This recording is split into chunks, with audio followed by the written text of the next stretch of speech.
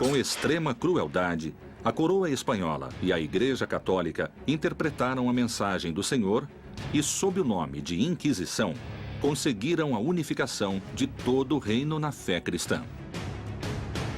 A única religião oficial permitida e autorizada era o cristianismo. Com fúria e muito sofrimento, os povos hereges foram expulsos de seus lares.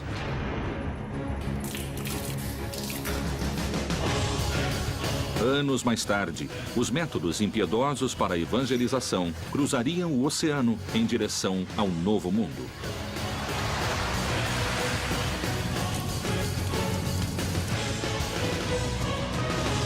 Um manuscrito secreto, lacrado pela fé e a serviço de um só Deus, continha uma ordem. Todos os bispos da América deverão se empenhar em combater e eliminar a maligna influência que pretende se instalar nessas terras.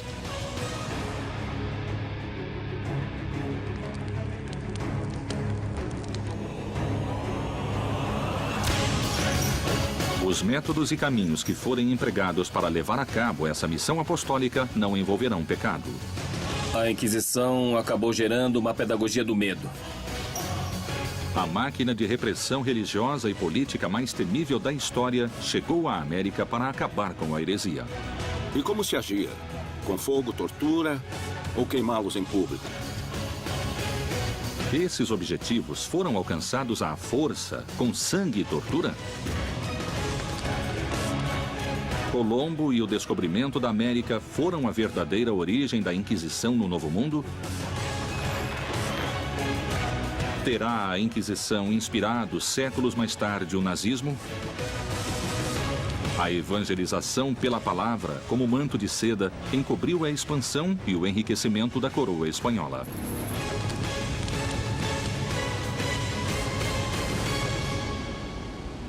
Inquisição na América Latina.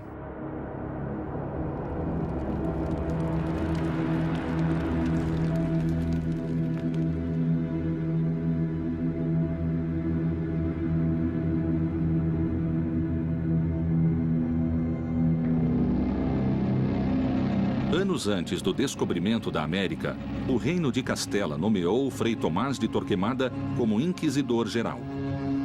Ele foi, sem dúvida, o homem-chave da Inquisição espanhola.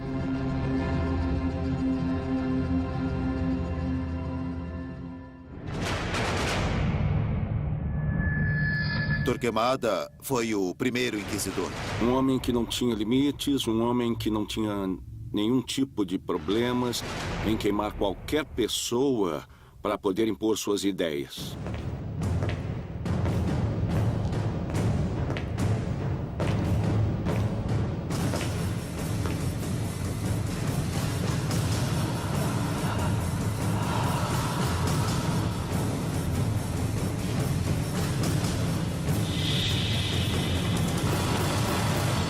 Torquemada, que era assessor dos reis, começou por dizer que nunca haveria unidade na Espanha, nem nos reinos, nem do povo.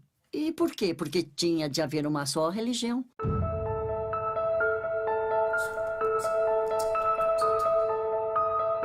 Era um homem temível e sua crueldade era bem conhecida em todos os reinos. Era conhecido como o Martelo dos Hereges, porque em alguns livros ou folhetos da época ele estava assim denominado. E ele era implacável com aqueles que cometessem heresias.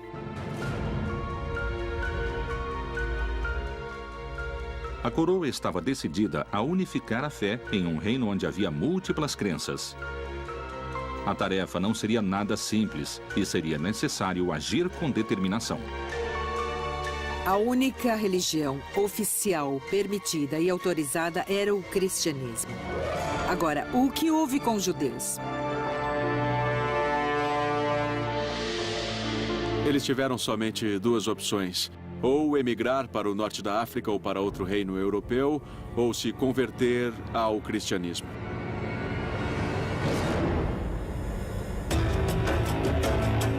mais de 1000 anos, muçulmanos e judeus tinham sido fiéis às suas religiões.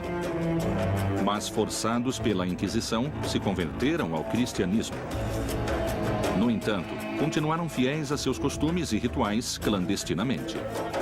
Eram cripto-judeus ou judaizantes, quer dizer, às escondidas continuavam praticando sua religião. Quem não se convertesse ao cristianismo seria expulso, teria de sair do reino. Foi o que aconteceu.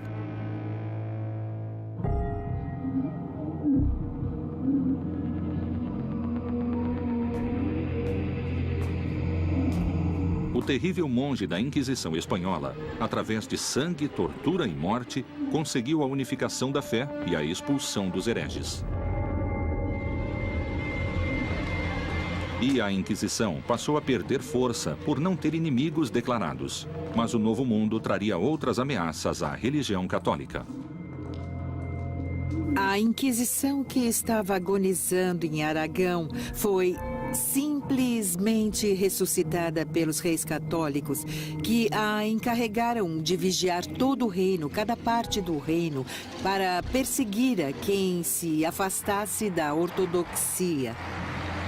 A obsessão de Torquemada pelo cristianismo navegaria intermináveis milhas marítimas em direção do novo continente, que finalmente receberia a cruz.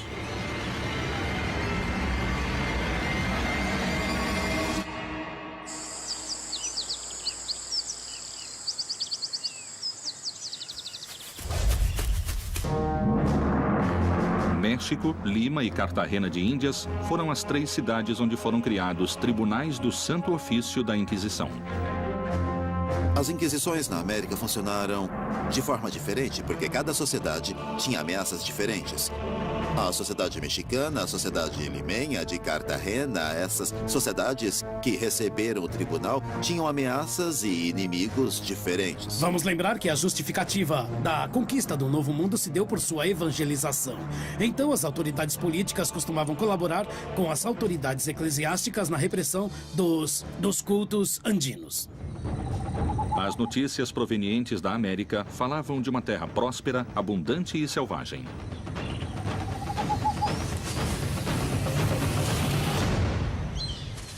Eles ficaram surpresos pela quantidade de divindades que tinham ou de idolatrias, e isso os motivou a pensar que era necessário iniciar uma evangelização partindo concretamente do zero.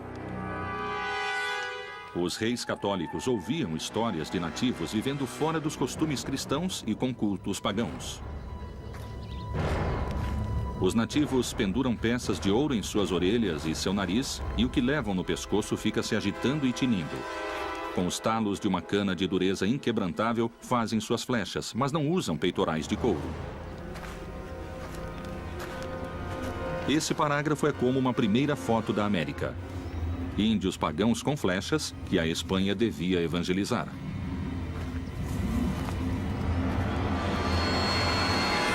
A existência do indígena vai suscitar inúmeros debates na cultura europeia. Mas muito rapidamente, a ideia de protegê-los como menores de idade vai fazer com que a coroa europeia assuma a posição de evitar que cheguem à América, entende? Pessoas que possam contagiá-los com ideias más ou atitudes más. Ao chegar aqui, se depararam com uma população totalmente diferente em raça, em costumes, em religião.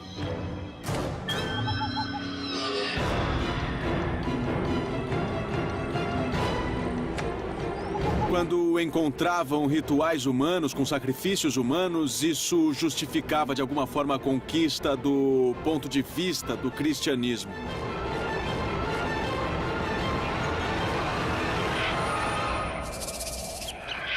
Os maias acreditavam em sacrifícios para agradar a seus deuses e evitar castigos. O ritual variava conforme a época do ano e era acompanhado de danças entre os maias. Como no México Antigo, sempre existiu a dança ligada ao culto e ao ritual religioso. Para que faziam seus rituais? Para ter alimento. E por isso ofereciam aos deuses sacrifícios de humanos, e isso não será extirpado pela Inquisição? nem pela nova cultura que vem do Ocidente. Esses rituais aterrorizavam conquistadores e religiosos. Obviamente, para os espanhóis, os sacrifícios humanos eram coisas do demônio. Mais ou menos era assim que definiam. É claro que era bem difícil cristianizar uma população, não é? Indígena e com ritos e cultos tão ancestrais. E ainda mais em pouco tempo. A coroa espanhola havia aprendido a combater a heresia. Os mesmos métodos seriam trazidos ao Novo Mundo e o indígena finalmente teria sua cruz. A América nunca mais seria a mesma. Inquisição na América Latina.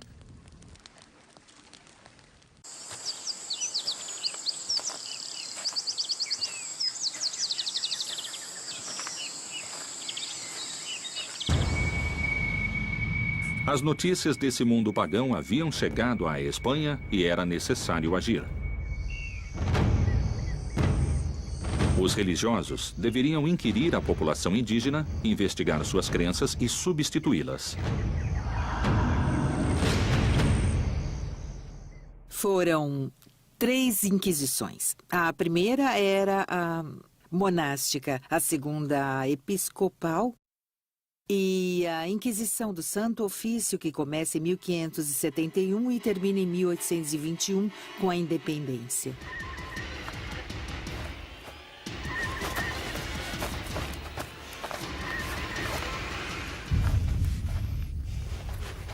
A Inquisição tinha uma dupla natureza. Por um lado, uma natureza política, para conquistar e ampliar os domínios da monarquia hispânica, e por outro, uma função espiritual religiosa para converter as almas indígenas ao cristianismo. A missão episcopal começou com o primeiro arcebispo do México, Frei Juan de Zumárraga, e aí podemos falar no que foi uma verdadeira inquisição para índios. Ele chegou sem ser bispo. Seria nomeado posteriormente o bispo da cidade e, como bispo, ele teve de zelar para que tudo fosse feito com muito cuidado.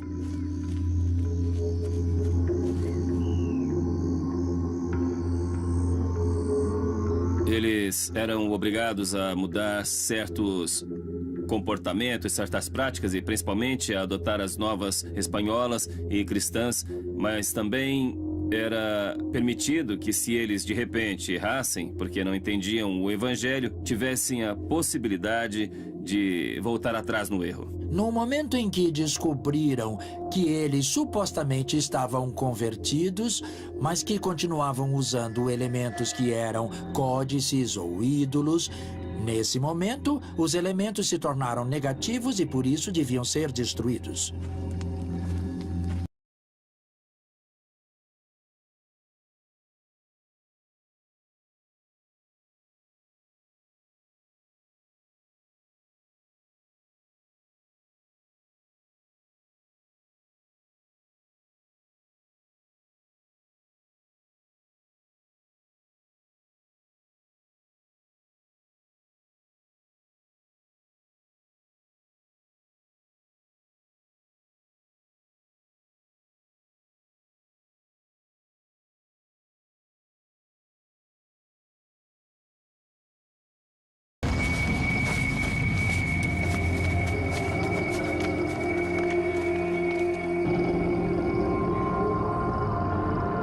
Sob o ponto de vista indígena, a conquista foi muito dramática, porque para os índios a conquista significou uma mudança radical em sua forma de vida, em sua forma de conceber o mundo, uma forma diferente de ver a realidade.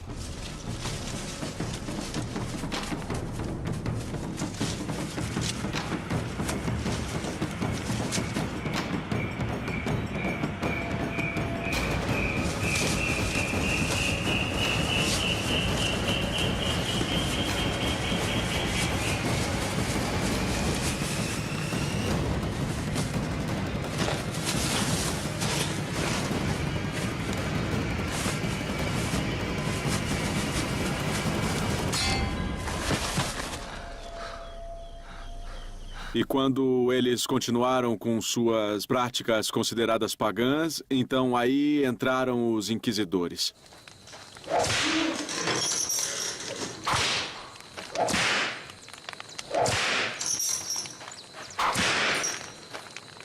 Devia-se destruir uma grande quantidade de coisas que naquele momento eram consideradas como inimigas da fé.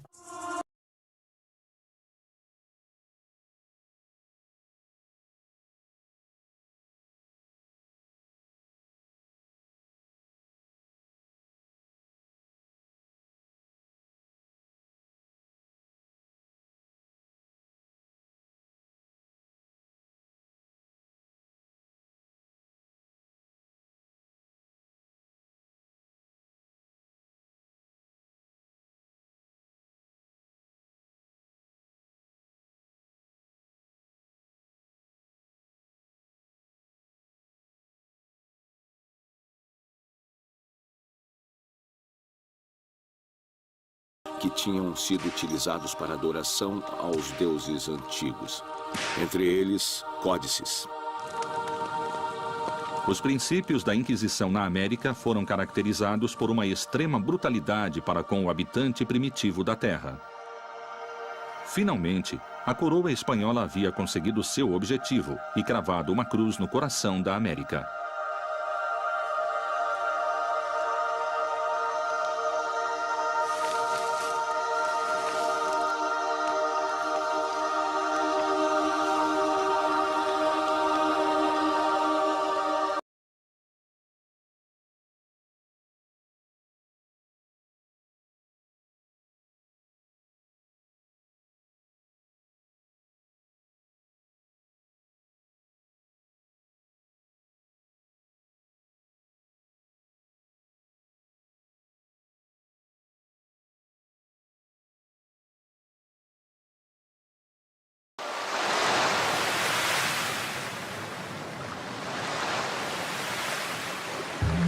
Cristóforo Colombo, mais conhecido como Cristóvão Colombo.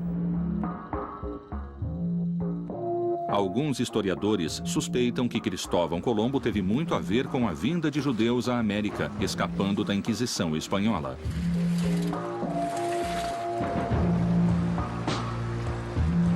Colombo praticava secretamente o judaísmo?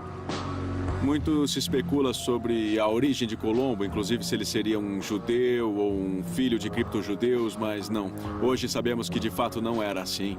Não só por ele, como por seu diário de navegação, onde ele faz um sem número de alusões e menções a Deus, a Virgem e a Trindade, buscando amparo na própria divindade para proteger sua empreitada.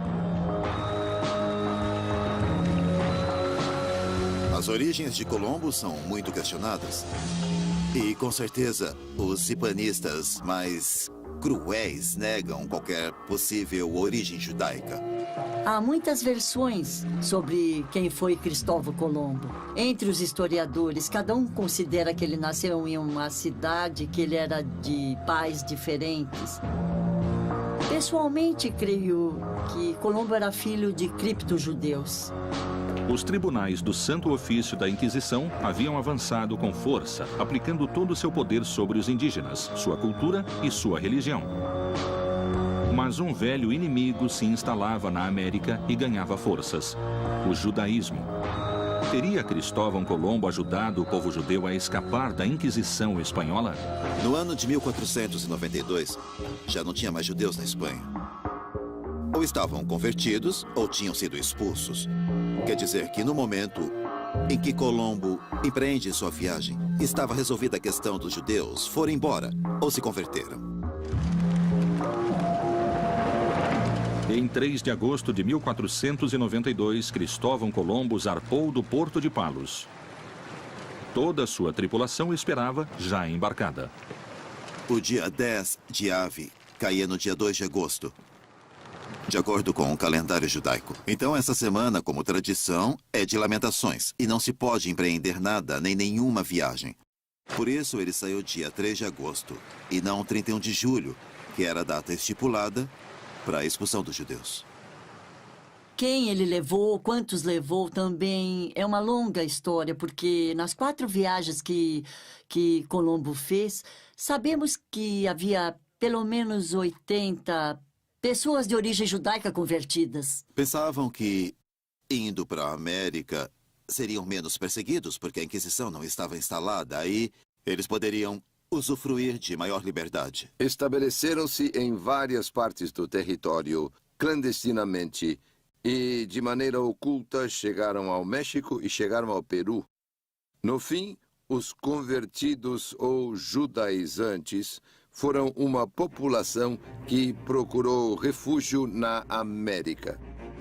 Apesar da luta dos tribunais da Inquisição para estabelecer o cristianismo na América, os judeus não tardaram a voltar a seus antigos rituais em segredo, como tinham feito na Espanha. Teria chegado o momento de reutilizar os terríveis aparelhos de tortura trazidos da Espanha?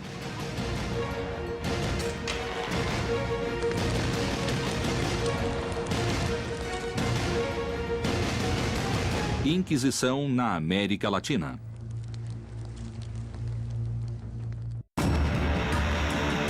Expulsos da Espanha, os judeus aproveitaram as viagens de Colombo à América para procurar novas regiões onde se instalarem. A Inquisição havia conseguido avançar na evangelização do indígena, mas o judaísmo representava um perigo para os novos cristãos da América. Os inquisidores viam mesmo uma ameaça religiosa nos judeus ou simplesmente viram a oportunidade de condená-los para ficar com suas riquezas?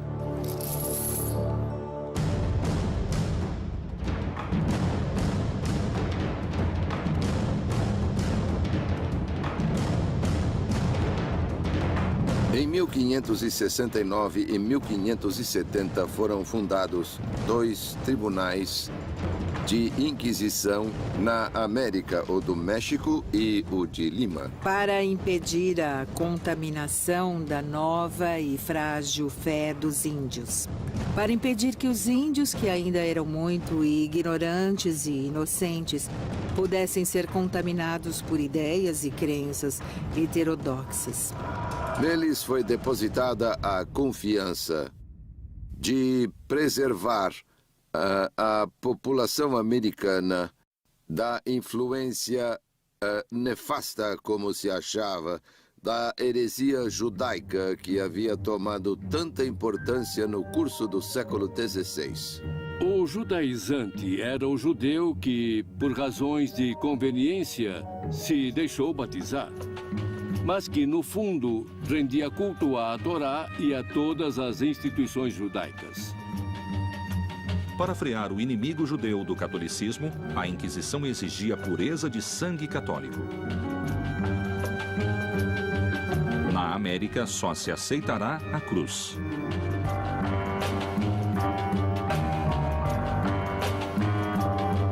Para vir para a América, era necessário provar que havia pureza de sangue. No caso dos europeus que passassem para domínios espanhóis na América, era necessário ter autorização expressa. O certificado de limpeza de sangue era um documento que se pedia às pessoas para exercer certos cargos públicos ou mesmo para entrar nas melhores escolas ou universidades, onde a pessoa demonstrava que não tinha no sangue raízes judaicas nem muçulmanas. Então se faziam investigações genealógicas para provar que havia uma tradição de cristão puro. No entanto, muitos judeus tinham conseguido vir para a América e desenvolveram um grande poder econômico no Novo Mundo. O dinheiro dos hereges não tardaria a tentar a cobiça dos inquisidores. É certo que os funcionários espanhóis queriam muito vir como inquisidores a um desses tribunais, mas não ganhavam salário. Então, para manter a si e a sua família, deviam procurar trabalhar com quem tivesse patrimônio. E esses eram os judeus. Em 1590, por exemplo, temos o famosíssimo processo contra a família Carvajal. De origem judaica e vindo ao México como conquistador, Luís de Carvajal se tornou o poderoso governador de Monterrey. Ele e toda a sua família foram membros de uma seleta sociedade de prósperos comerciantes, mas apesar de sua posição social e riqueza, foram detidos sem maiores explicações.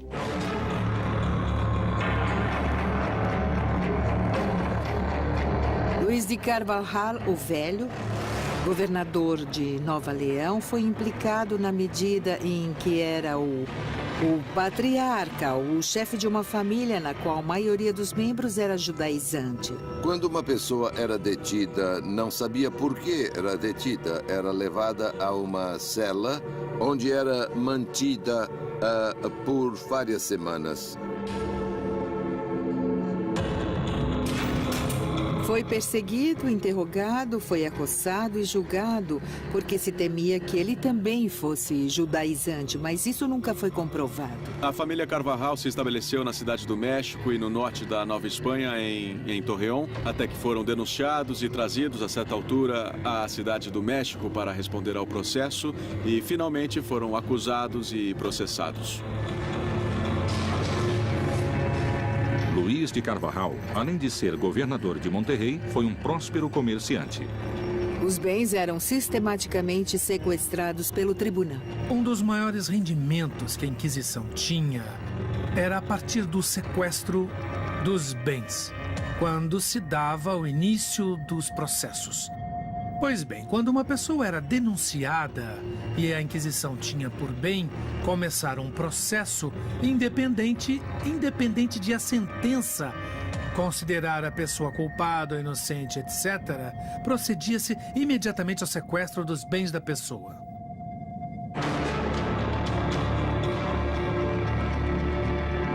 A Santa Inquisição havia se transformado em um ente arrecadador dos dois lados do oceano, mas especialmente na América. As imensas fortunas que sequestravam de seus prisioneiros reforçavam seu poderio econômico e, por outra parte, estavam começando a deturpar sua missão religiosa original. Teria ela se transformado em uma máquina implacável de cobiça e terror? Até onde era capaz de chegar? Um dos capítulos mais, digamos, truculentos das histórias da Inquisição é o relativo ao tormento. Quando o tribunal encontrava dúvidas nos testemunhos a favor ou contra o processado ou nas declarações do próprio, ele era passado ou encaminhado ao tormento.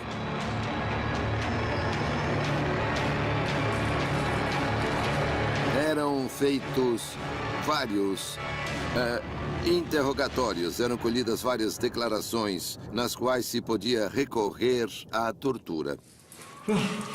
Sim, a tortura existiu, obviamente. Era uma técnica empregada por todas as justiças, civis e religiosas, até o século XVIII. O tormento era reconhecido por todas as legislações da Idade Média. Quer dizer, quando se devia conseguir uma confissão, havia o procedimento de causar sofrimento que não produzisse a morte, nem o rompimento de ossos, por exemplo, nem derramamento de sangue. Naquele tempo, o temor era o caminho mais rápido para chegar à verdade. Mas a Santa Inquisição cuidava zelosamente da pureza de suas mãos. Os inquisidores sabiam que não podiam manchar as mãos com sangue humano, porque isso era um pecado, e não podiam pecar dando a morte a uma pessoa ou causar derramamento de sangue. Era o carrasco que torturava, um profissional da justiça civil. A Inquisição não tinha carrascos especiais, e ele era pago. Devia se pagar. O carrasco da justiça civil era um profissional, não um psicopata. Muitas vezes, se torturava com a intenção de obter a verdade. Era sob coação que uma pessoa tinha de declarar um delito pelo qual estava sendo julgado ou sentenciado durante a Inquisição. Muitas vezes, os artesãos da época produziam obras de arte macabra e competiam entre eles.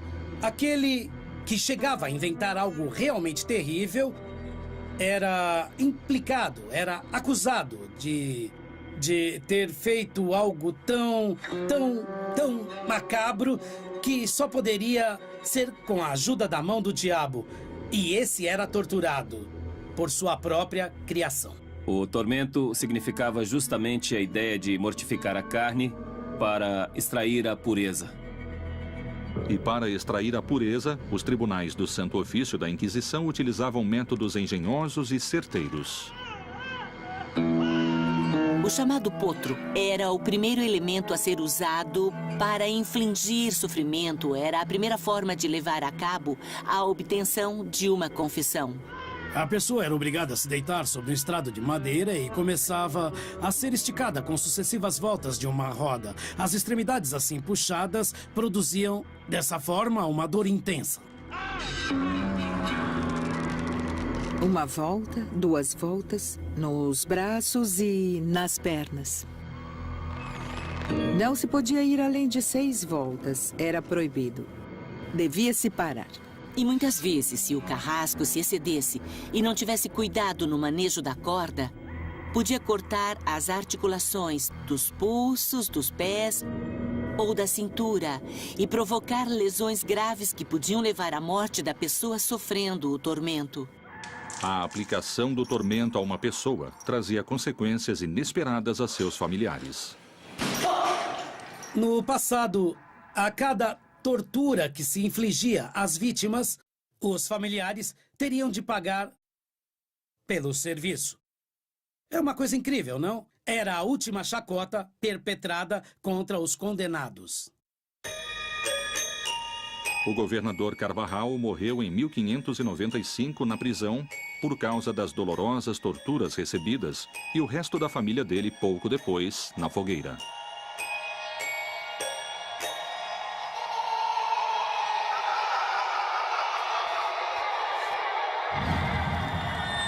O Santo Ofício havia acabado com a família judaizante mais poderosa do México. Mas a luta só estava começando. Novas religiões vieram ter às costas da América e a Inquisição devia impedir não só seu desembarque, mas também os demônios dos povos originais. Que métodos a Inquisição usou para vencer essa resistência? Inquisição na América Latina.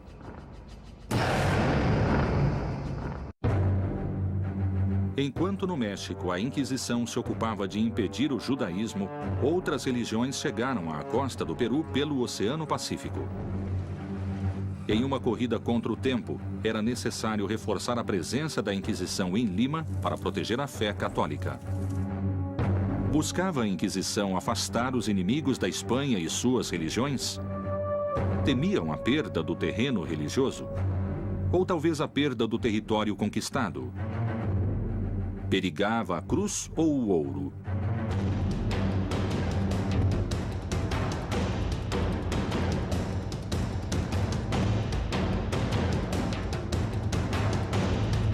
A Inquisição chegou a Lima em 1569, com o vice-rei Francisco de Toledo. A Espanha o nomeou vice-rei e, nessa mesma data, constituiu o Tribunal de Lima. Museu do Congresso e da Inquisição. Reforçou-se a ideia de reprimir qualquer tentativa de prática religiosa alternativa. Perseguiram qualquer tipo de atitude propensa a ser luterana ou calvinista, porque eram as religiões do inimigo. Lima foi um dos territórios mais afastados da Espanha. Ter um controle e segurança sobre esse território foi um dos feitos mais difíceis para a Espanha. Através do comércio chegavam muitos barcos de várias bandeiras, mas principalmente piratas e corsários, marinheiros ingleses e holandeses, com religiões muito diferentes do cristianismo. Na época, o protestantismo estava ligado à pirataria, que assolava os domínios espanhóis, tanto na América, quanto na costa do Pacífico e do Atlântico, e como também em, como se diz, mar aberto. E a Inquisição mostrou sua completa energia e disposição para impedir que ele entrasse em território americano. Claramente havia uma relação duríssima com a Inquisição nos castigos que eram dados a esses estrangeiros residentes. O Tribunal da Inquisição de Lima, consciente do perigo, decidiu agir e castigar duramente luteranos e protestantes. Conhecendo muito bem os mecanismos e como funcionava o Tribunal de Justiça, imediatamente renunciaram à sua fé e viraram católicos. Então, tecnicamente falando, a Inquisição não poderia sentenciar apenas capitais ou outras penas maiores pessoas que tinham se convertido à fé.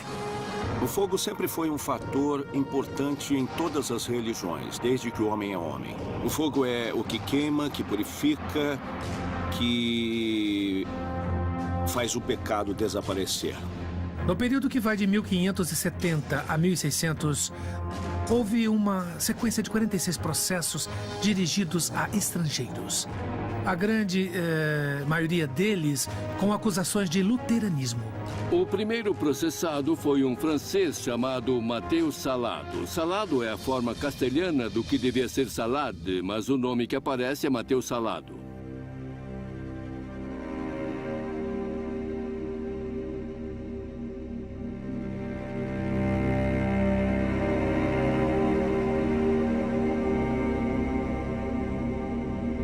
Assim que o tribunal foi instalado, procuraram um primeiro bode expiatório e localizaram essa pessoa que, na verdade, era muito mais louco do que herege. Na realidade, no uso da língua comum no Peru, salado significa sarado. E esse senhor teve sua parte.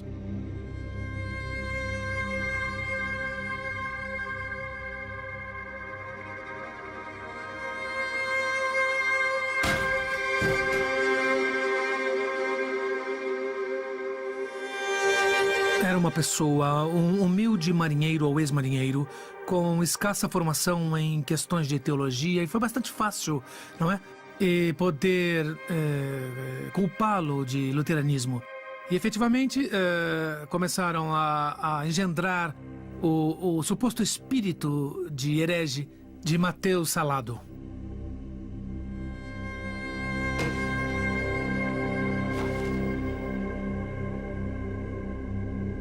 Disseram que ele era luterano, como os protestantes em geral, pelo fato dele ter feito declarações e afirmações contrárias aos dogmas católicos. Os blasfemos foram os principais réus do Tribunal da Inquisição. Pessoas de língua comprida que diziam frases ou palavras de algum agravo à doutrina católica.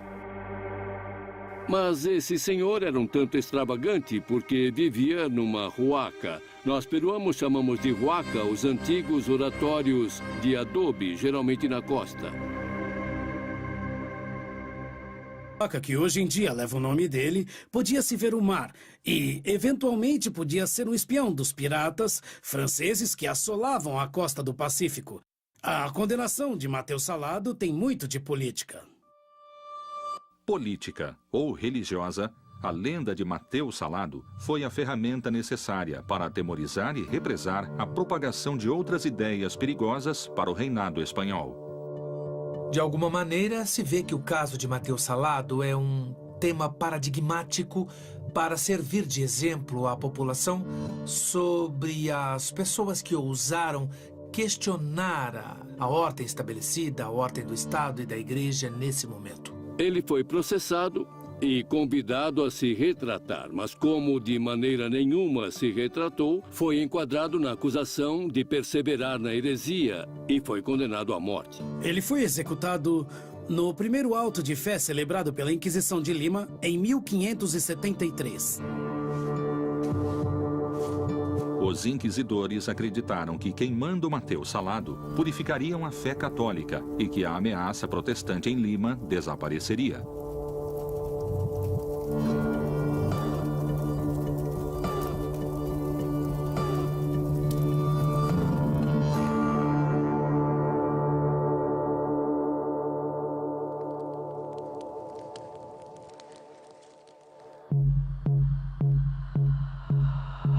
A Santa Inquisição havia agido com dureza no México sobre os indígenas e judeus, e em Lima sobre os protestantes. Mas as ameaças tinham terminado? Ou a verdadeira luta estava começando? As extensões territoriais da América no vice-reinado eram muito grandes. Então, os tribunais de Lima e do México não bastavam e foi necessário criar um terceiro âmbito. Resolveram criar um local entre os outros dois que abarcaria principalmente toda a zona do Caribe.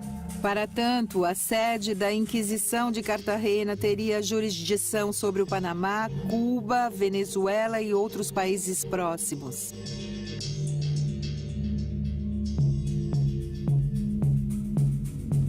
Em 1610, fundaram o Tribunal de Cartagena de Índias, no norte da Colômbia, na costa do Atlântico.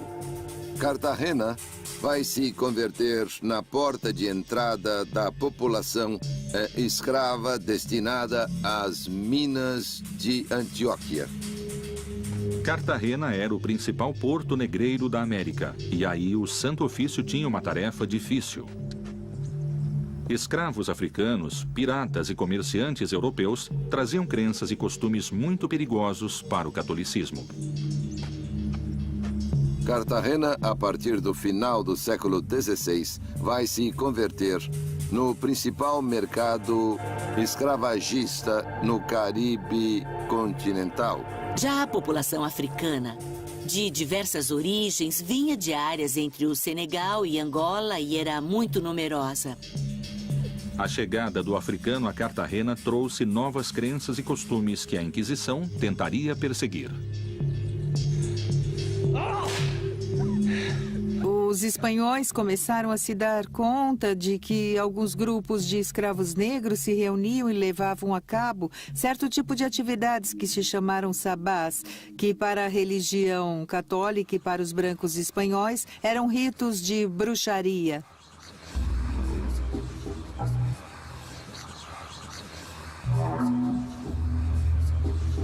Os inquisidores sabiam muito claramente da persistência dentro das populações africanas já residentes em Cartagena de uma prática muito específica que seria geral a todos esses povos da África Ocidental, que era o culto aos mortos.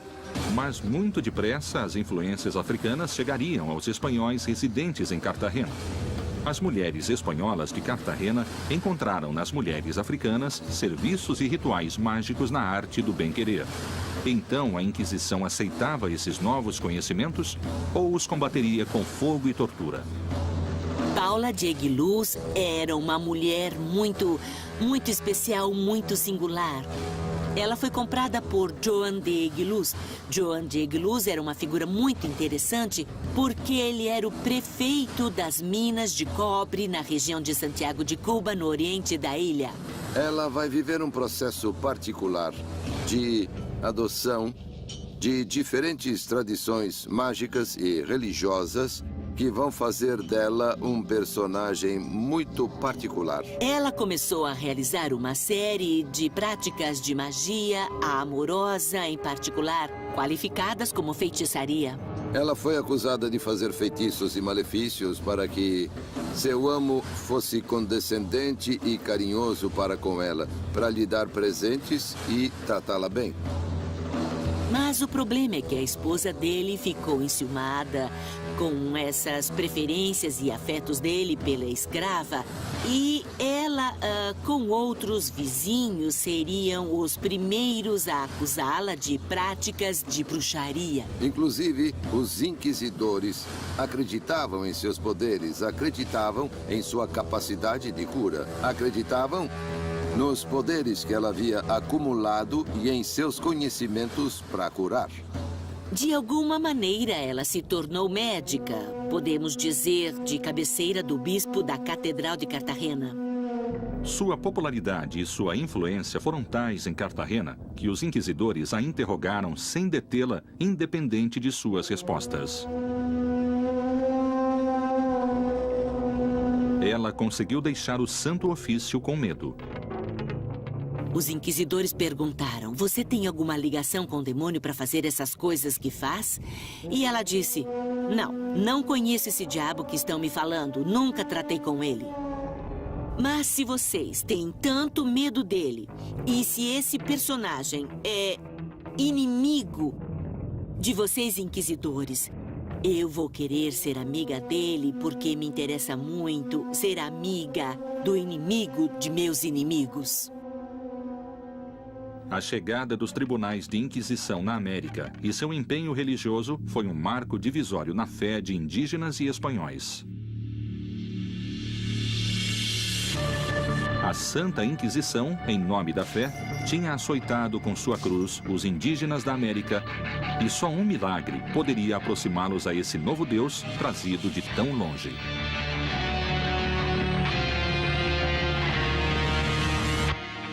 Inquisição na América Latina.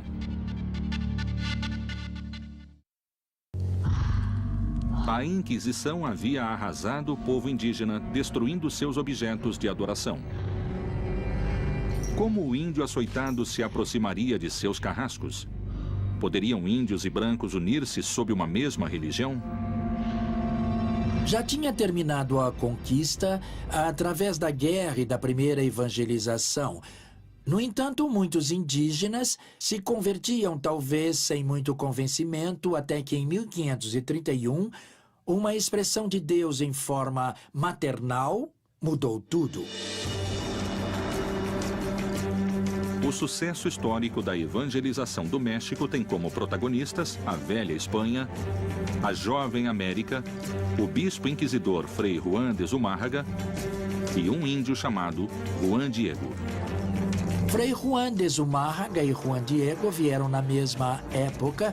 De fato, coube ao Frei Juan de Zumárraga acalmar um pouco a luta e também acalmar as adversidades, o descontentamento dos índios e, por outra parte, a ambição dos espanhóis. Juan Diego, um humilde indígena convertido ao cristianismo, seria testemunha de um feito sobrenatural.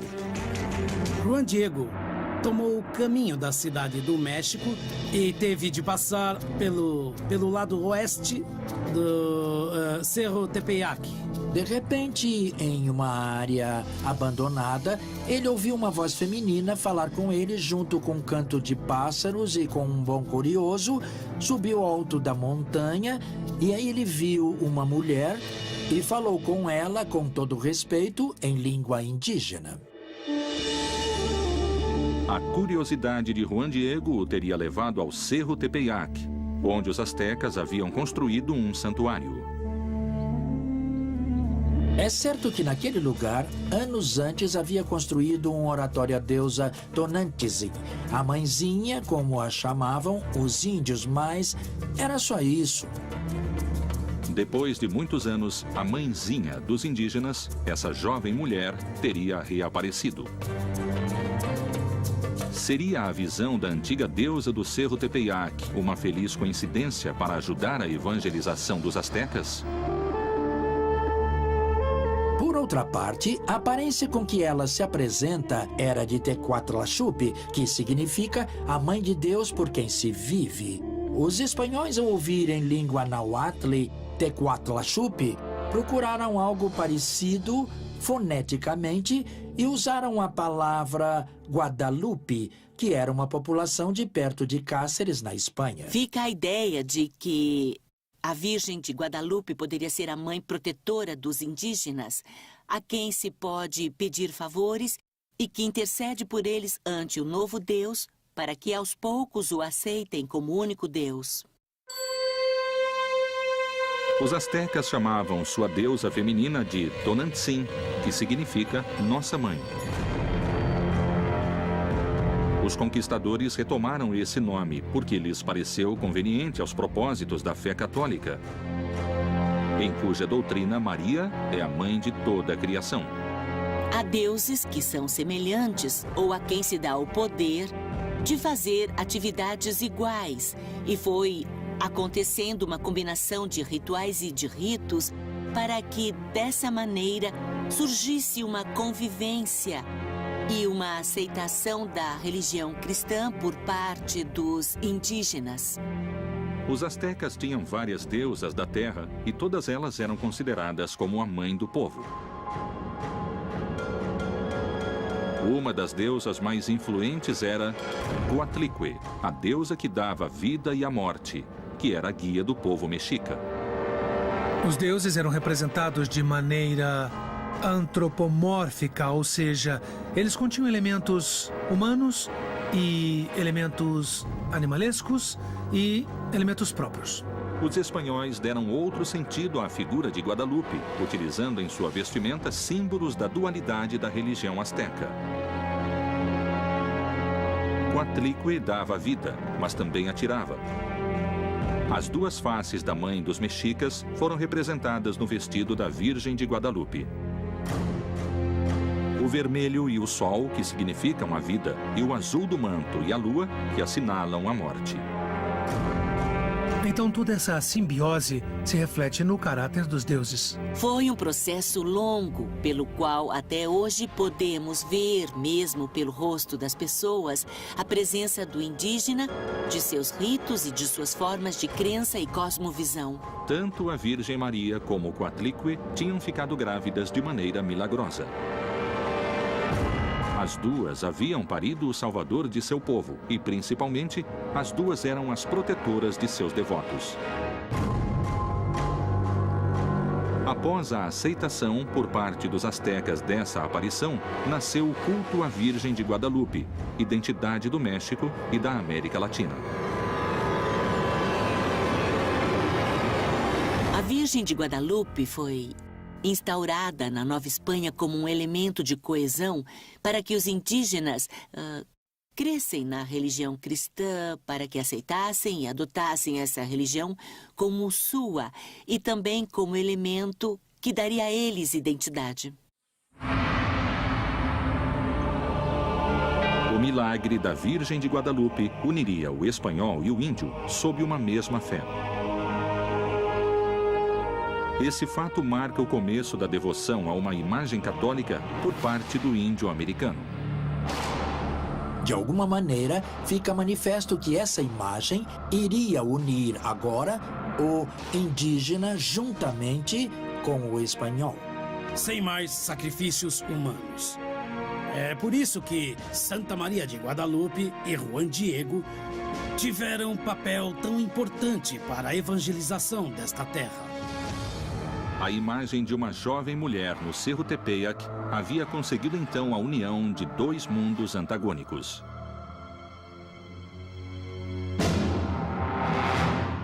Foi a deusa Tonantzin para Juan Diego e seu povo, ou a Virgem de Guadalupe para Frei Juan de Zumárraga e os espanhóis? De qualquer forma, nasceu o sincretismo. A Inquisição havia cumprido seu objetivo religioso depois de ter torturado sem piedade os povos nativos. Em nome de Deus, a Inquisição se apoderou não só da fé, mas das riquezas de todo aquele que pisava o solo do Novo Mundo.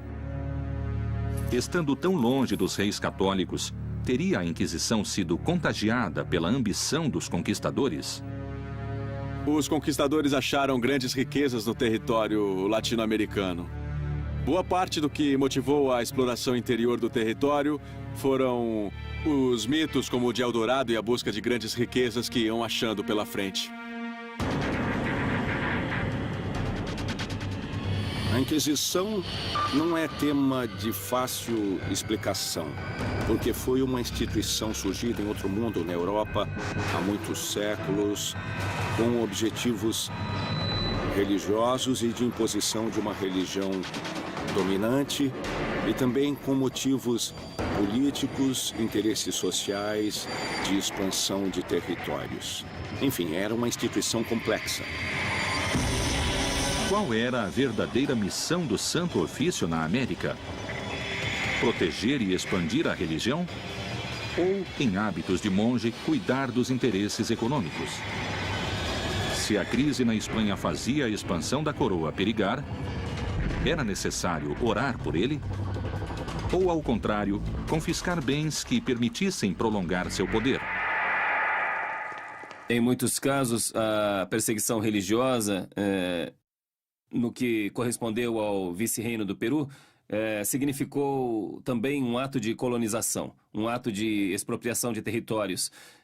Muitos desses territórios pré-hispânicos eram principalmente os mais ricos, eram propriedade dos templos. Anos depois, na década de 1590, veio ao Peru um visitador chamado Ruiz del Prado. Não é? Periodicamente havia visitas da Corte Suprema e Superior de Madrid a tribunais provinciais e houve uma visita a Lima e uma revisão dos processos. Chamavam-se visitas da idolatria e iam pelas regiões da Serra, que eram os Andes, procurando ou fazendo com que se delatassem os oratórios e objetos que eram matéria de culto. Graças à procura incansável de rituais e objetos pagãos, os espanhóis encontrariam o demônio vestido de ouro. A extirpação de idolatrias era uma instituição muito dependente dos bispos. E então, por conta disso, os bispos nomeavam sacerdotes como visitadores de idolatrias e iam recebendo as denúncias para posteriormente ditar sentenças. Quando os espanhóis chegaram e viram sacrifícios humanos, viram o uso que faziam do ouro e as coisas que faziam com o ouro e os rituais que os índios praticavam, eles começaram a achar que isso era uma coisa do demônio. Os inquisidores se espantaram com a utilização do ouro e da prata que os incas faziam para criar ídolos demoníacos.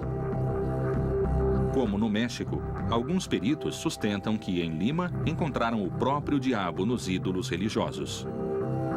Particularmente a figura do jaguar é uma figura antropomorfizada, que tem elementos humanos e tem elementos animais. Então esses personagens, eles tinham grandes caninos e uma cara realmente bastante diabólica aos olhos dos espanhóis.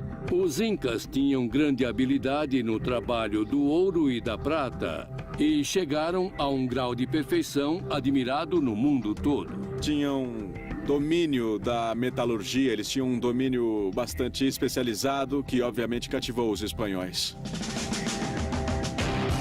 Os ídolos religiosos feitos de ouro e prata dariam sua bênção à economia da coroa espanhola. Dentro de seu processo de cristianização, eles permitiam-se tomar ou recolher todos esses objetos e fundi-los e convertê-los em riqueza, ou o que era riqueza para os espanhóis. Isso foi depois objeto do primeiro saque que se deu em Cusco. Em Cusco se usou muito ouro e prata para máscaras cerimoniais ou para objetos do templo de Coricancha, que foi justamente o principal templo de Cusco. Os testemunhos espanhóis recolhidos nas crônicas, eles nos falam sobre o que era um templo finamente decorado em ouro, em prata, não? Nos falam de um disco feito em ouro. O sol, obviamente, cumpria o papel principal e a própria palavra Coricancha, que significa templo dourado, se ligaria a isso. Pelo que se diz desde então, esse templo teria tido suas paredes interiores recobertas por placas de ouro. É bem possível que fosse revestido de ouro, que houvesse peças e objetos litúrgicos de ouro. É bem possível. Não há uma precisão exata de como o templo era por causa do saque que começou a ser feito nos primeiros anos da conquista. Os tribunais do Santo Ofício da Inquisição haviam chegado a estas terras em uma missão religiosa e espiritual. Pôde o crescimento comercial de Cartagena ter desviado o novo Tribunal da Inquisição de sua luta contra a heresia? O peso do ouro conseguiu derrubar a filosofia de Torquemada? Teria sido a Inquisição finalmente derrotada? Inquisição na América Latina. Se no começo os tribunais do Santo Ofício da Inquisição quiseram proteger a pureza da fé, teria o crescimento comercial de Cartagena obrigado os inquisidores a reforçar sua luta contra a heresia? E os ricos comerciantes judeus conseguiram impor sua religião e desalojar a Inquisição? De fato, sabemos como funcionava uma sinagoga, podemos chamar assim. Basicamente na casa de um comerciante português, onde a comunidade judaica convertida se reunia para fazer celebrações. Era tão grande o poder que esses comerciantes tinham, que impediu muitas vezes que os inquisidores pudessem agir contra eles. O tribunal permitia a presença de judeus portugueses convertidos que tinham suas casas comerciais em Cartagena. Apesar de serem hereges e terem suas práticas contra a fé, ao mesmo tempo eram os comerciantes que traziam a mão de obra escrava para explorar o ouro, no caso específico do contexto colombiano. Dada a enorme riqueza obtida pela crescente indústria do ouro e pela mão de obra africana trazida pelos comerciantes judeus, teriam os judaizantes tentado subornar os inquisidores para comerciar livremente em Cartagena?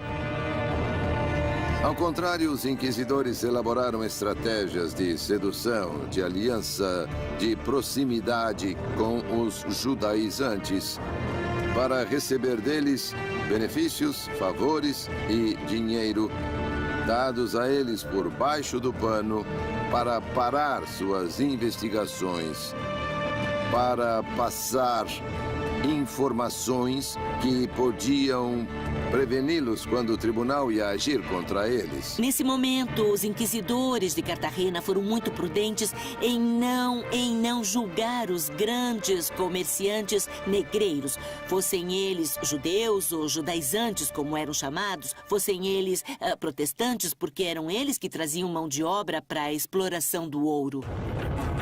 O comércio e as riquezas em Cartagena cresceram notavelmente com a ajuda dos inquisidores. Bem longe dali, na cidade de Lima, os judeus se tornaram rapidamente mais ricos e poderosos. E na mesma escala, cresciam as práticas judaizantes e a oposição a eles. Eles se tornaram um setor poderoso e influente na sociedade colonial, que gerou muita rivalidade com comerciantes de origem sevilhana e também com líderes da igreja dentro da educação superior. O problema com a população judia é que era uma população de mesmo nível social, que era às vezes economicamente mais poderosa. Então aconteciam enormes conflitos e era preciso agir. E como se agia? Com fogo, tortura ou queimá-los em público. Os comerciantes judeus eram praticamente os donos do comércio em Lima, ao mesmo tempo em que a economia na Espanha ficava cada vez mais fraca.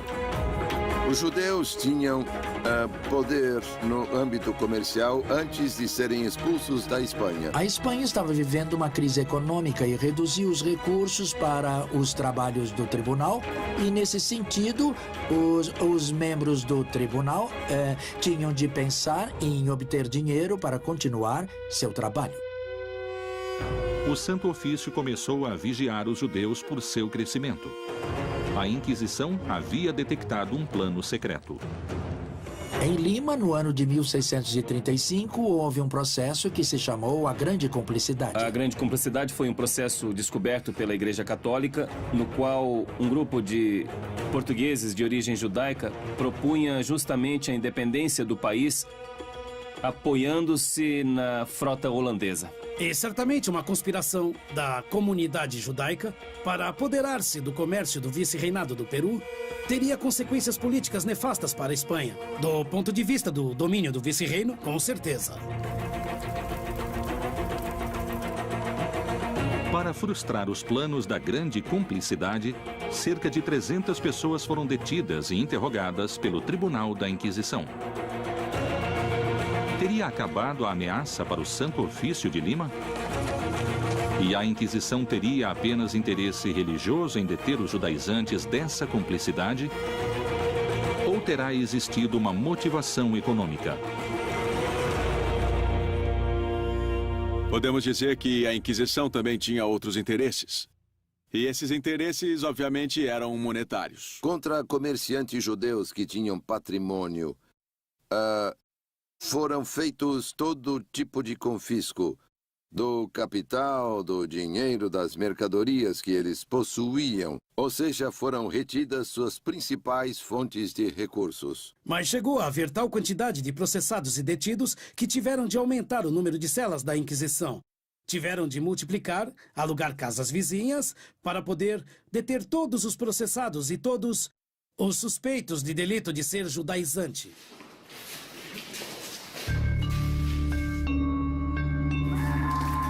Ser estrangeiro ou ter uma profissão respeitável o transformava automaticamente em suspeito de ser judaizante. Dizer português no século XVI era quase dizer, era equivalente a dizer convertido. Dizer holandês e médico era quase dizer judeu, eram equivalentes.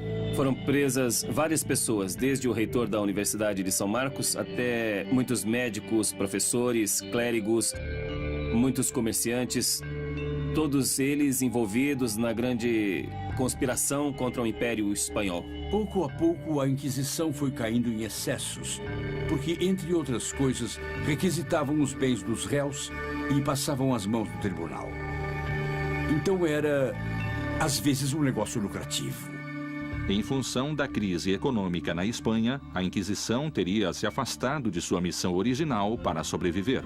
Há crônicas que notam que as ruas dos mercadores eram todas de judeus e, então, outros mercadores de Lima se sentiam bem ofuscados. Essa parece ser uma das razões mais fortes que obrigaram o tribunal a processar com dureza esse grupo de pessoas. Haviam pessoas que tinham bens em quantidade decente, digamos assim, e que a Inquisição processou. O Tribunal do Santo Ofício se transformou. De estabelecimento austero, converteu-se em entidade milionária. Porque naquela época não havia um sistema financeiro.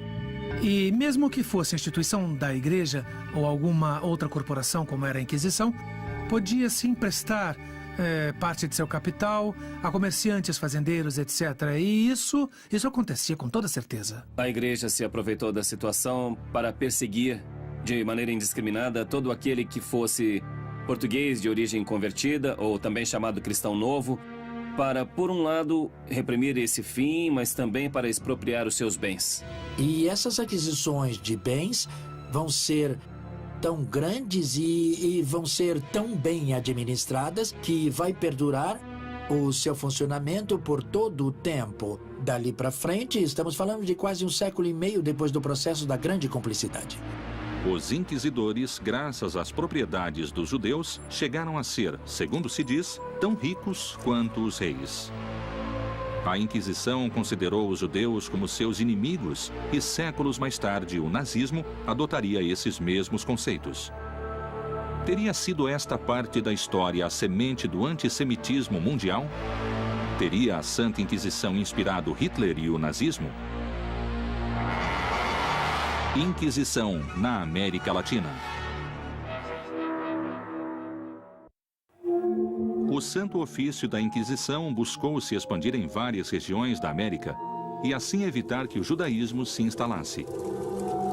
Terá sido esta parte da história o reflexo de um terrível e sangrento fanatismo religioso? Ou terá sido a semente do antissemitismo mundial? Séculos mais tarde, e com métodos muito similares, a Alemanha se expandia pela Europa. Teria a Santa Inquisição, com seus métodos, inspirado Hitler e o nazismo?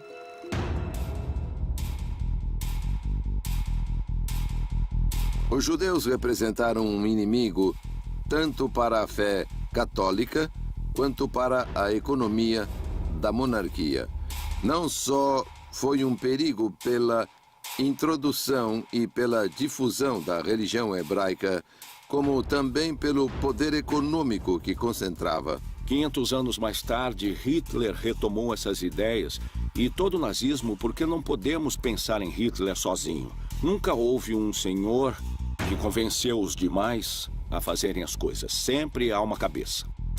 Ao longo da história, começam a aparecer notáveis coincidências entre o nazismo e a Inquisição. O nazismo perseguiu os judeus e outros dissidentes por sua raça. Ou seja, a Espanha queria um povo de sangue puro, castiço e cristão puro. E os nazistas também queriam uma Alemanha de sangue puro, sem mistura. Entre a Inquisição, o nazismo e todos os movimentos que reivindicaram a pureza de sangue, As diferenças não são grandes. O que os iguala, quer dizer, o que há em comum entre eles é o tema racial. A tese contra os judeus. Tanto a Inquisição quanto o nazismo trataram de neutralizar o perigo, isolando seus prisioneiros.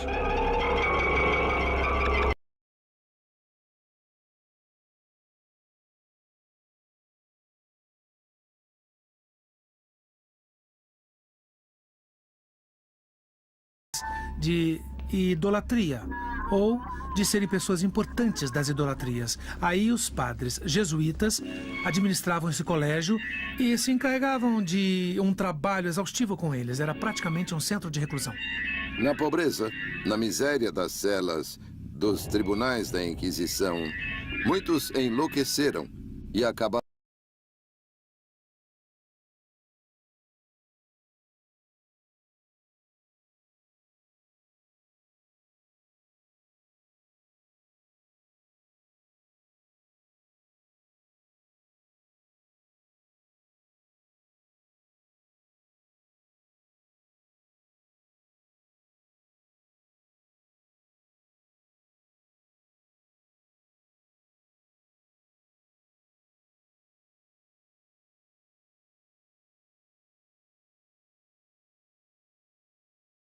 E jovens desocupados se uniram às tropas de assalto nazista, que tomavam as ruas, agrediam e denunciavam os oponentes do regime.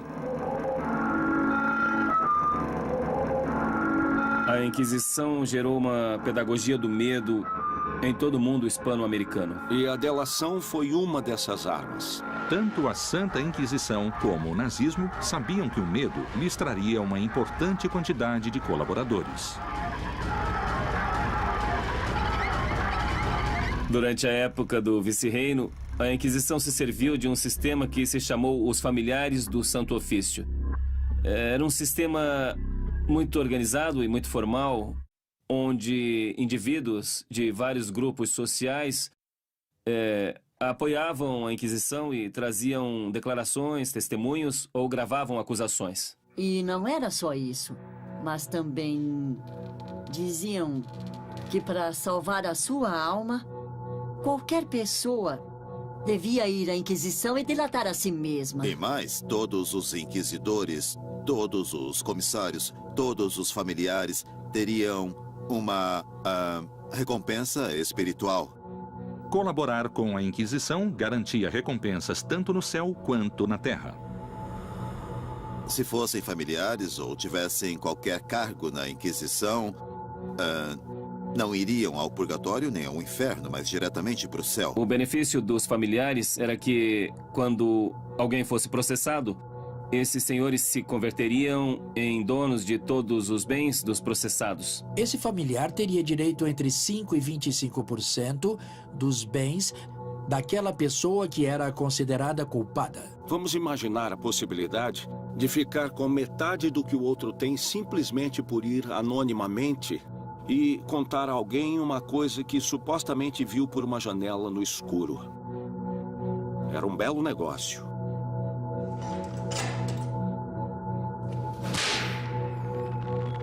Outra coincidência histórica. Ambos obrigavam os condenados a usar uma roupa especial. Para humilhar, obrigavam a usar uma túnica, uma espécie de capa com a cruz da Inquisição, e a levar uma vela verde na mão. Os nazistas vestiam os prisioneiros com roupa de listras, como vemos em tantas fotos ou imagens dos campos quando os abriram.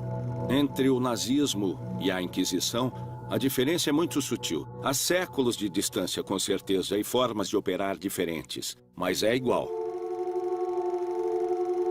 As coincidências nos métodos, nos conceitos antissemitas e na expansão do poder fazem pensar que os nazistas poderiam ter sido influenciados pela Santa Inquisição para alcançar seus objetivos.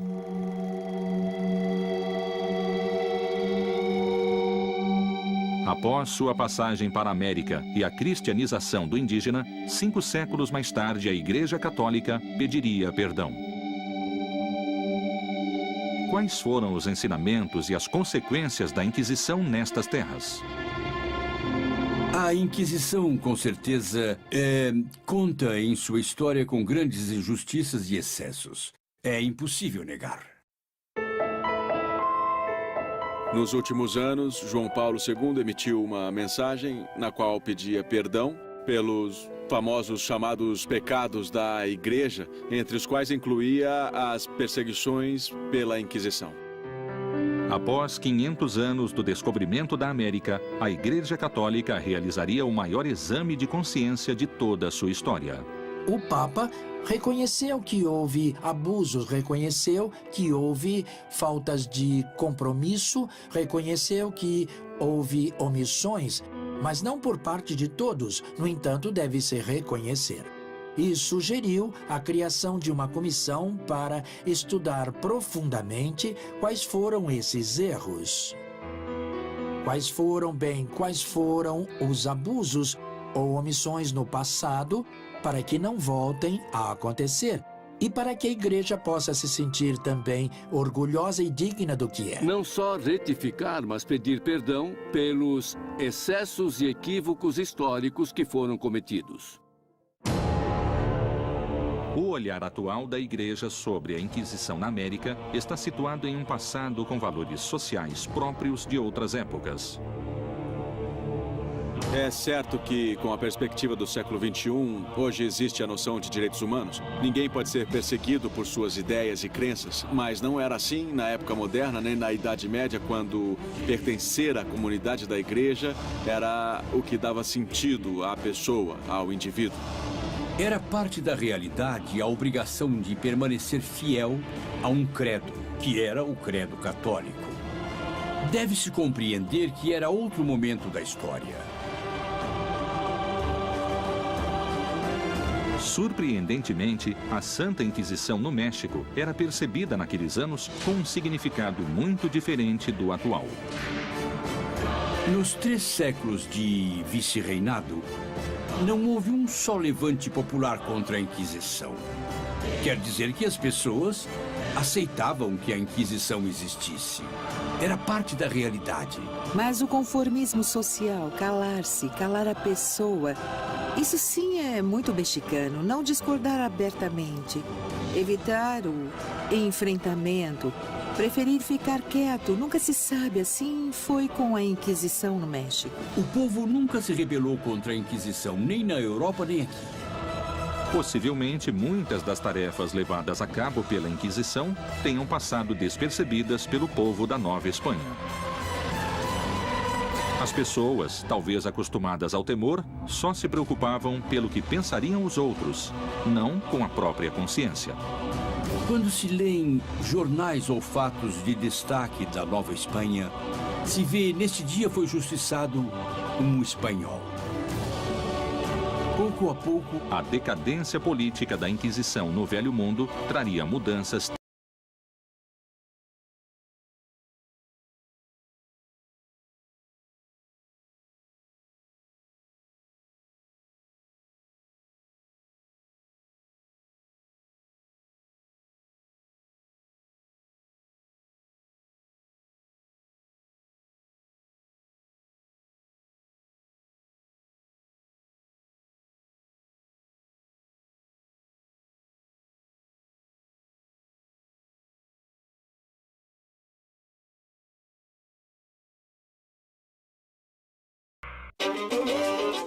Depois de 300 anos, o poder da Inquisição e o domínio da Espanha estavam desgastados na América. Poderia-se dar por cumprida sua missão nestas terras? Conseguiria a religião católica conviver com outros credos e deuses ancestrais? Todos se perguntavam até quando durariam os tribunais. De fato, a Inquisição decaiu no século XVIII, em presença, em força. E já no século XVIII, ela se dedica a perseguir publicações, a circulação de livros proibidos, palavras dissonantes. Um ou outro sacerdote que usava o confessionário para seduzir mulheres, esse tipo de situação. A Inquisição terminou na América como terminou na Espanha. A sociedade tinha evoluído. Curiosamente, no México, o final da Inquisição produziu, a princípio, uma desconcertante reação nas pessoas. Com a independência, a Inquisição no México desapareceu. Quando a Inquisição desapareceu, aqui houve gente que se preocupou. E agora? O que vai acontecer? E se houver hereges? Quem vai se encarregar de persegui-los? Claro, isso era uma minoria. Gente que queria que o tribunal permanecesse apesar dos tempos. A imensa maioria nem sabia de nada, como sempre. Mas uma pequena minoria se inquietou e houve algumas vozes que pediram a instauração de uma Inquisição mexicana. Em contraposição ao México, cuja sociedade era altamente dependente da moral da Inquisição, no Peru, a notícia foi sinônimo de liberação. Posso assinalar que um dos grandes escândalos cometidos pela população foi o roubo de uma grande quantidade de documentos, sabe? Entre eles, os processos judiciais ou os autos de fé. Além disso, os arquivos continham fofocas. Você podia ver que um de seus vizinhos foi processado por bigamia ou por bruxaria. Então, a preocupação em Lima foi sumir com o processo. No ano de 1813, houve um levante popular, um movimento popular, e uma turba se lançou sobre o edifício da Inquisição e queimou os móveis e os papéis. Isso aconteceu. Anos antes, em Cartagena, a queda do Santo Ofício tinha coincidido com a independência da Espanha e se viveu o mesmo sentimento de liberação. Com o grito de independência em Cartagena, a Inquisição cessou suas atividades. Já não fazia sentido. Em 11 de novembro de 1811, houve grandes festejos na cidade de Cartagena, mas não só motivados pela eliminação da Inquisição, mas principalmente pela conquista da independência. Poucos dias depois, a população exaltada arrancou da Assembleia o potro, o mecanismo que torturava as pessoas.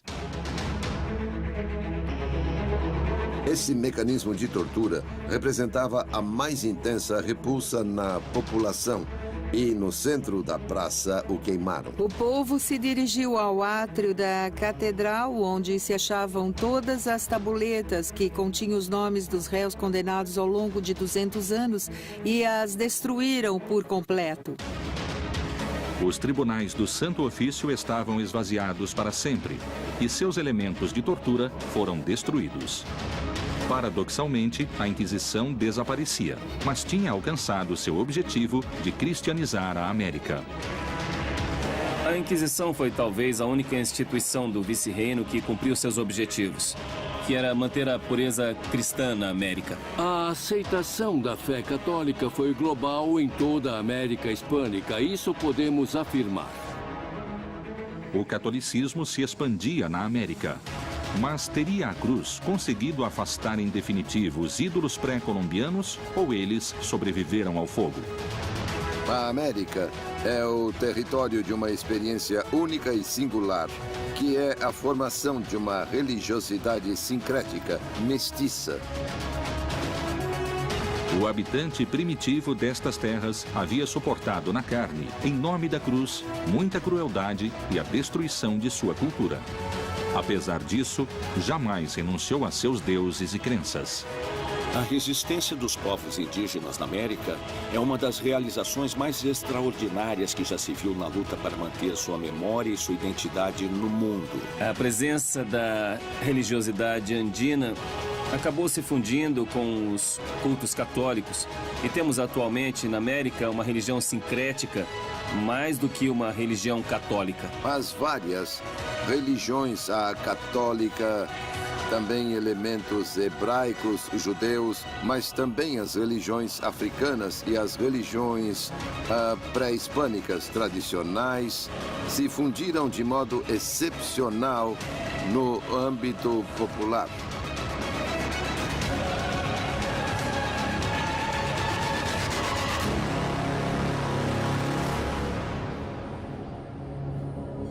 Vamos pensar que foram 400 anos nos quais essas populações mantiveram sua memória e sua identidade e continuam a mantê-las. Na atualidade, os cultos pré-colombianos continuam surpreendentemente intactos e fiéis a seus costumes. Mas a história desnudaria as origens do homem mais cruel e sanguinário da Inquisição e sua filosofia antissemita.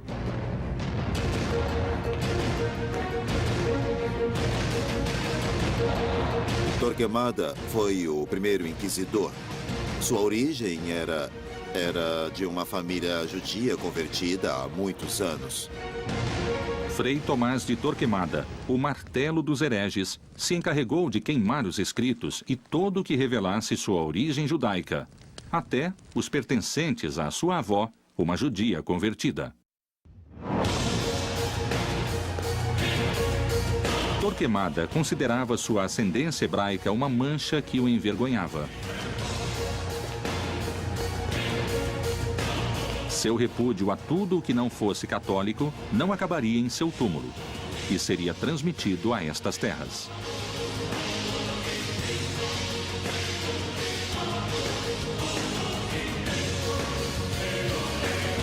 O temor que esse legado despertava levou os inquisidores da América a serem implacáveis.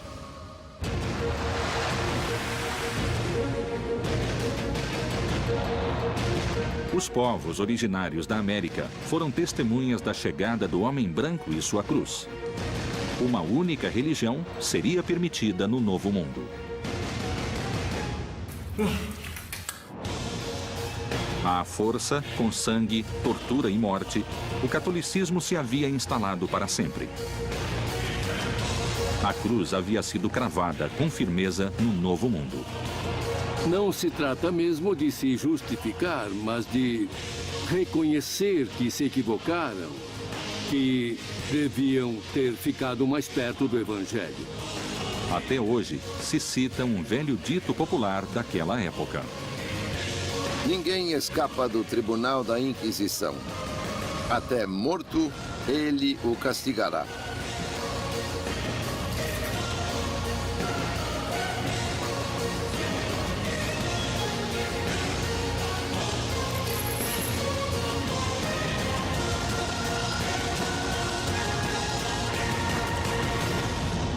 Inquisição na América Latina.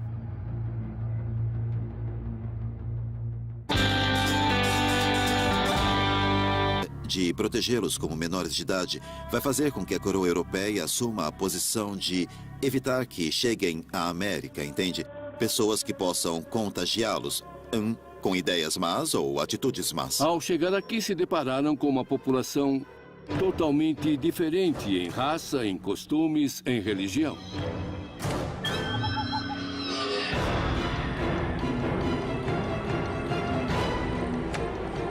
Quando encontravam rituais humanos com sacrifícios humanos, isso justificava de alguma forma a conquista do ponto de vista do cristianismo.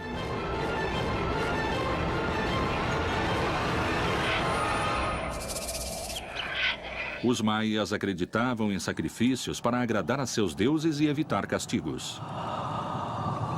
O ritual variava conforme a época do ano e era acompanhado de danças entre os maias. Como no México Antigo, sempre existiu a dança ligada ao culto e ao ritual religioso. Para que faziam seus rituais? Para ter alimento. E por isso ofereciam aos deuses sacrifícios de humanos, e isso não será extirpado pela Inquisição, nem pela nova cultura que vem do Ocidente.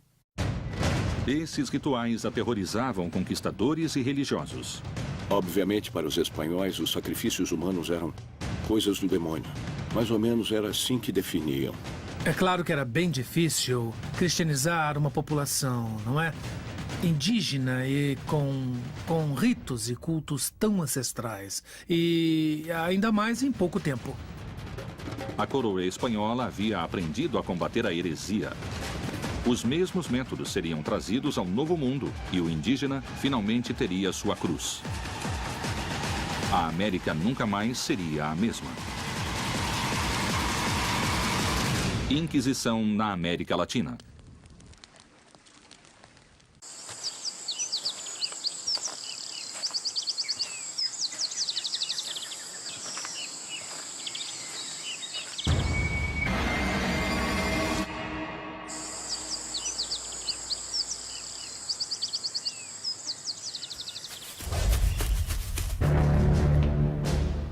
funcionaram de forma diferente, porque cada sociedade tinha ameaças diferentes.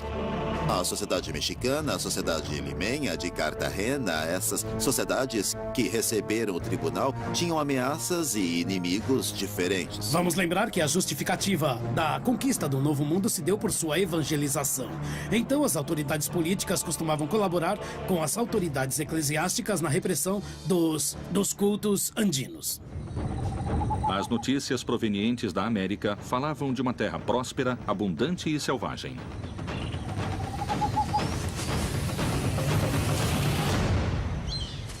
Eles ficaram surpresos pela quantidade de divindades que tinham ou de idolatrias, e isso os motivou a pensar que era necessário iniciar uma evangelização partindo concretamente do zero. Os reis católicos ouviam histórias de nativos vivendo fora dos costumes cristãos e com cultos pagãos. Os nativos penduram peças de ouro em suas orelhas e seu nariz, e o que levam no pescoço fica se agitando e tinindo. Com os talos de uma cana de dureza inquebrantável, fazem suas flechas, mas não usam peitorais de couro. Esse parágrafo é como uma primeira foto da América. Índios pagãos com flechas que a Espanha devia evangelizar.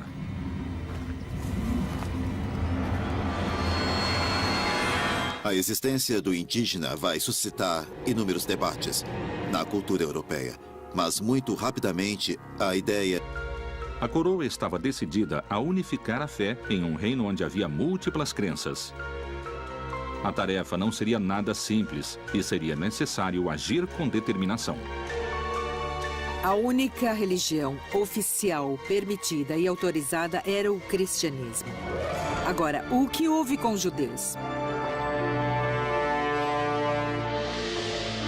Eles tiveram somente duas opções: ou emigrar para o norte da África ou para outro reino europeu, ou se converter ao cristianismo.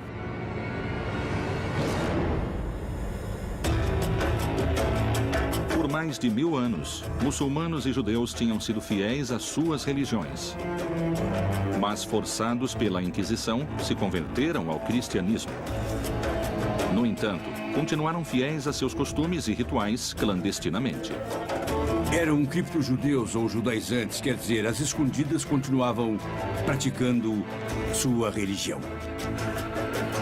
Quem não se convertesse ao cristianismo seria expulso, teria de sair do reino. Foi o que aconteceu.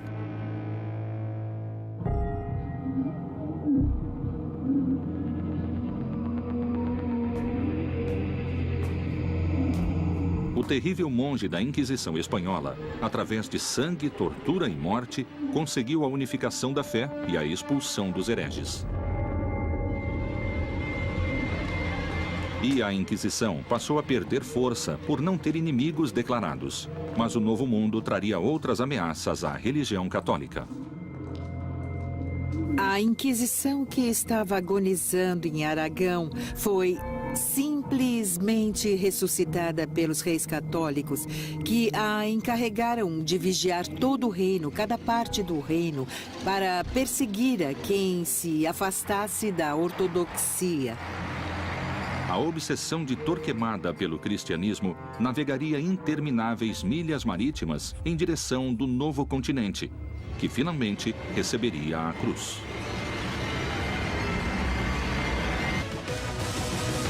A evangelização pela palavra, como manto de seda, encobriu a expansão e o enriquecimento da coroa espanhola.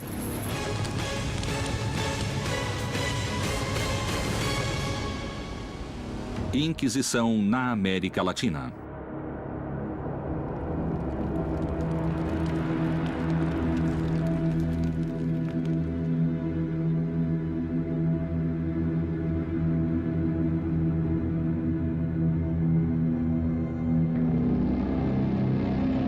Anos antes do descobrimento da América, o Reino de Castela nomeou Frei Tomás de Torquemada como Inquisidor Geral.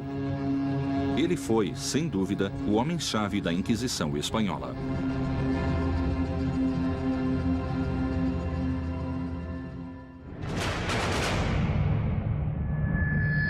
Torquemada foi o primeiro inquisidor. Um homem que não tinha limites, um homem que não tinha nenhum tipo de problemas em queimar qualquer pessoa para poder impor suas ideias.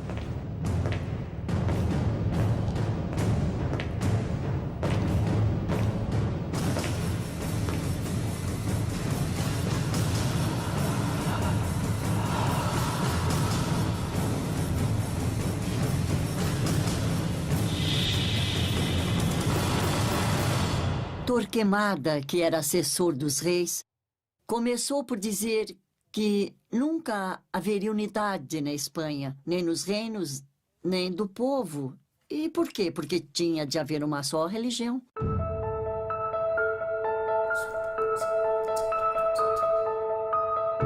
Era um homem temível e sua crueldade era bem conhecida em todos os reinos. Era conhecido como o Martelo dos Hereges, porque em alguns livros ou folhetos da época ele estava assim denominado. E ele era implacável com aqueles que cometessem heresias.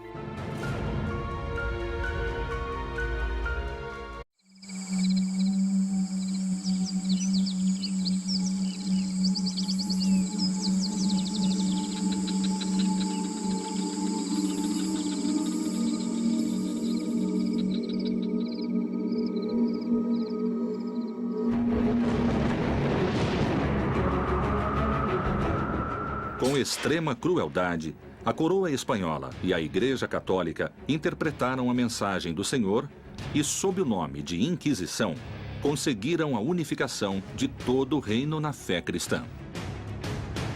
A única religião oficial permitida e autorizada era o cristianismo. Com fúria e muito sofrimento, os povos hereges foram expulsos de seus lares.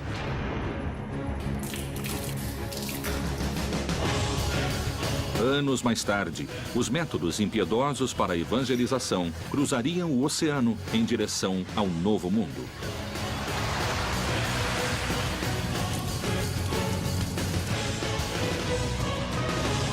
Um manuscrito secreto, lacrado pela fé e a serviço de um só Deus, continha uma ordem. Todos os bispos da América deverão se empenhar em combater e eliminar a maligna influência que pretende se instalar nessas terras.